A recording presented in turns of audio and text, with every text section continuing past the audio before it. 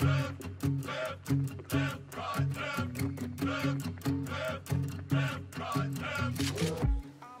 hello. I'm so glad you're here. Guess what we're going to do today? Today we're going to talk about the 30 days of cancer prayer.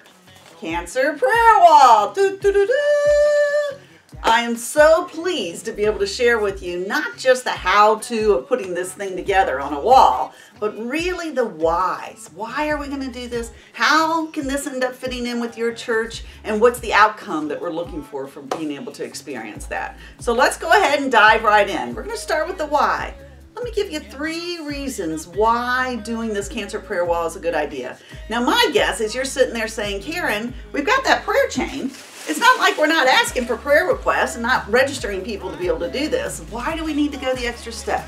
Well, the first reason is because this is a very individual experience, 30 days of cancer. When you really think about it, it's 30 days. Each day the person is praying the same prayer topic as people all over the country, which is an awesome sense of community. But it isn't really this person praying with another person.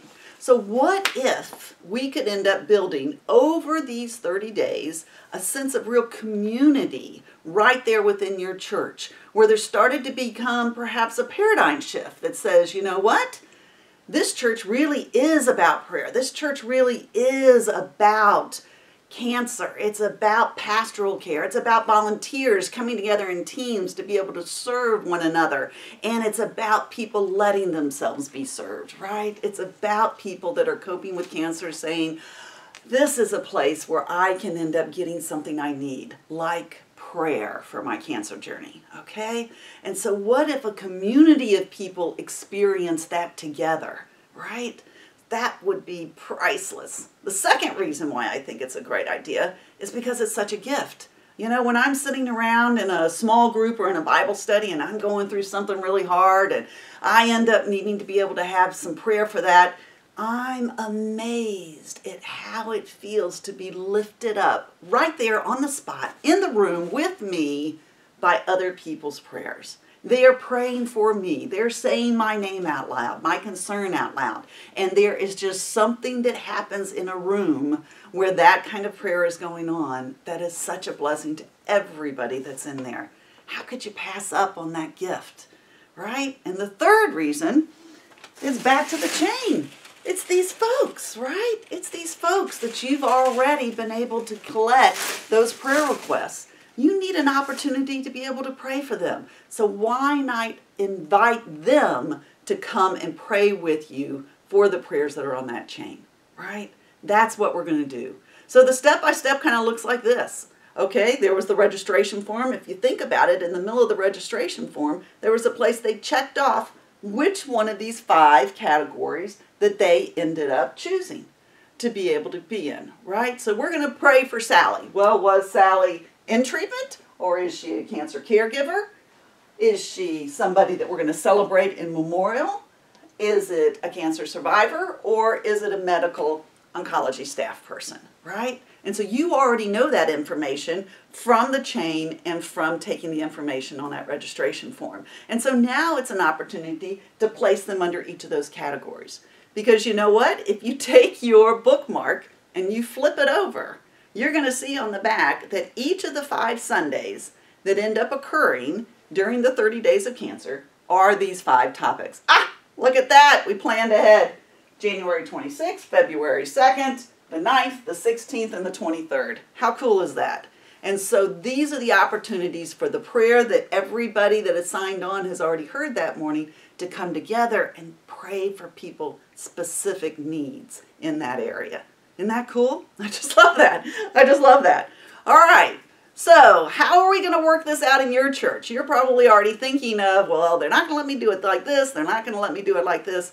It's okay. That's why we ended up putting together this booklet, right? This booklet came in your 30-day church information packet. And so what I would love for you to do is pull it out and turn to the section that ends up having information about how to build a cancer wall. You'll see on there I gave you a lot of suggestions of ways to do this in a small way so that it's just your cancer companion team and perhaps the people that are in your group your participants to be able to be part of this experience, or you can do it in a large way and perhaps have it be part of the Sunday prayers during service. If your church ends up having community prayers that they end up praying, or perhaps praying for leadership and the president and things like that, they can just add this as being one more topic for those 5 Sundays that they do. And then inviting people to come to the wall to be able to share a prayer after service. And so it can be on any scale that you and your church end up finding is comfortable. That's great. Just find the place that it works for you. Okay? So, now that we're here, we've got the basics up, but this isn't the meat. The meat of this is the prayers. It's the people. What if there really got to be this sense of community and people started to bring photos and pictures and you had post-it notes everywhere of all of these incredible opportunities to pray for people that are on their cancer walk? Let's see what that'll look like. Woo! Let's build the wall!